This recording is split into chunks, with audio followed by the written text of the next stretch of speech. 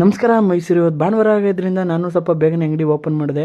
ಅಂಗಡಿ ಓಪನ್ ಮಾಡಿದ ತಕ್ಷಣ ಕಸ್ಟಮರು ಕೂಡ ಬರೋಕ್ಕೆ ಸ್ಟಾರ್ಟ್ ಮಾಡಿದ್ರು. ನೋಡ್ತಾ ಇದ್ದೀರಲ್ಲ, ಇವತ್ತಂತೂ ಸಿಕ್ಕಾಬಿಟ್ಟೆ ಕಸ್ಟಮರ್ ಇದ್ದರು. ಅಷ್ಟೇ ಅಲ್ಲದೆ ನಾನು ವೀಡಿಯೋ ನೋಡ್ಕೊ ಬಂದವರು ಕೂಡ ಇದ್ದರು. ಅವ್ರು ಬಂದ್ಬಿಟ್ಟು ಈ ಥರ ವೀಡಿಯೋ ನೋಡ್ಕೊ ಬಂದೆ ಅಂದಾಗ ಒಂಥರ ಸಿಕ್ಕಾಬಿಟ್ಟೆ ಖುಷಿ ಆಗುತ್ತೆ ಕಣ್ರಿ. ಏಕೆಂದರೆ ಎಲ್ಲೋ ಇರ್ತಾರೆ, ವೀಡಿಯೋದಲ್ಲಿ ನೋಡಿರ್ತಾರೆ, ಇಲ್ಲಿ ಬಂದು ಹೇಳಿದಾಗ ನಮಗೂ ಖುಷಿ ಆಗುತ್ತೆ, ವೀಡಿಯೋ ಇನ್ನೂ ಮಾಡಬೇಕು ಅಂತ ಅನಿಸುತ್ತೆ. ನೋಡ್ತಾ ಇದ್ದೀರಲ್ಲ ಯಾವ ಥರ ಜನ ಅವರೇ ಅಂತ.